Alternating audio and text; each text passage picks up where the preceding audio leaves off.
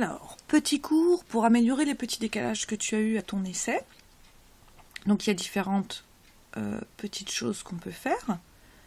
Alors déjà, si on fait la vision réaliste, tu vois que les gris sont tous dans le même sens. Donc forcément, ton tissu, il va tirer comme ça. Donc pour contrer ça, en fait, il suffit de lui demander de broder un petit peu dans l'autre sens. Alors, on revient au coloriage. Donc, caractéristique de la broderie, clic droit, direction, tu as le modèle en dessous,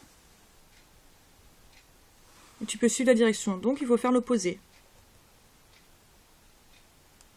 À peu de choses près. Clac, et je reclique dessus. On regarde la vision réaliste. Alors, je ne sais pas si ça se voit, mais tu as les points du corps dans ce sens-là, et le point du visage dans ce sens-là. Ensuite, pour ne pas avoir les petits décalages aussi que tu as eu au niveau de la jonction des couleurs, tu peux très bien augmenter le nombre de passages du contour. Donc, caractéristique de la broderie, nombre de passages, un peu beaucoup. Alors, attends, parce que j'ai qu'une main. Donc on met 3, fermer, reclique pour valider.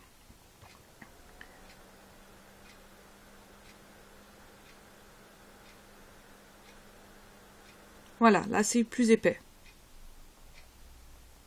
Un petit peu plus épais. Ensuite, tu as encore un troisième moyen pour compenser l'étirement. Bah, tu as ça tout simplement, je pense que tu l'as déjà vu. Compensation de l'étirement. Moi j'utilise pas trop. J'aime pas.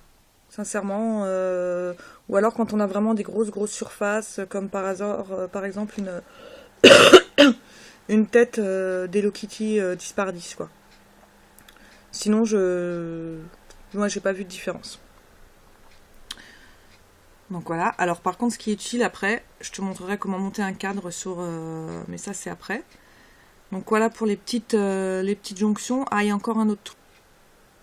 Alors, toujours dans caractéristiques de la broderie, tu as compensation de l'étirement. Je ne sais pas si tu t'es déjà amusé avec, mais quand tu regardes le modèle, parce qu'attends, j'ai le flash en plus là. Voilà. Tu vois, ici tu as donc le cadre vert avec les points. Quand tu augmentes l'étirement, le point sort du cadre. Donc généralement, moi, quand j'en ai besoin, je mets du 3. Pardon, à m'a trompé. Voilà. Voilà, donc celui-là, en fait, quand il va se broder, il va dépasser de 0,3%. De quoi, j'en sais rien. Donc il faut après surtout regarder, voilà, qu'il soit brodé en premier. Sinon, il va aller par-dessus celui-là. Et nous, on veut que le visage soit par-dessus, parce que le contour, il va se caler sur le visage. Alors, on va aller voir ce que ça donne.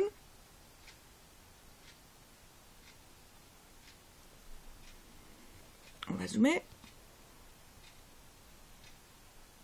Et voilà. Et c'est parfait. En fait, le petit bras en dessous, il dépasse un tout petit peu là. Et le contour est basé sur le visage, en fait, sur la couleur interne. Voilà, donc ça c'est trucs et astuces qui marchent pas mal, que j'utilise pas mal en fait. Il faut juste faire extrêmement attention à l'ordre de la broderie en haut, pour pas se louper dans les contours, d'où le fait de devoir faire systématiquement un test. Ça m'avait déjà arrivé de bidouiller encore autrement, mais bon, ça c'est compliqué. Donc voilà, tu peux t'amuser avec tout ça pour essayer de régler les petites différences, les petites choses qui te plaisent pas encore. Et puis je vais tout de suite faire une deuxième vidéo pour t'expliquer comment régler ce problème-là. Par exemple, voilà, j'ai sélectionné le contour. Donc, attends, je recule. Voilà. Donc là, ce qui scintille, c'est ce qui est sélectionné. Donc tu as les pics et le contour. Ben ça va pas. Le contour du chat, il fait tout ça. Je sais pas si tu me vois, je vais mettre mon doigt. Voilà, le contour du chat, le contour externe de la broderie, c'est ça. C'est pas juste ça.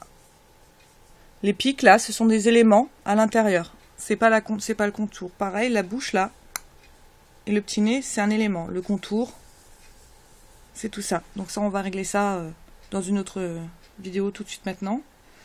Et c'est pas évident. À tout de suite.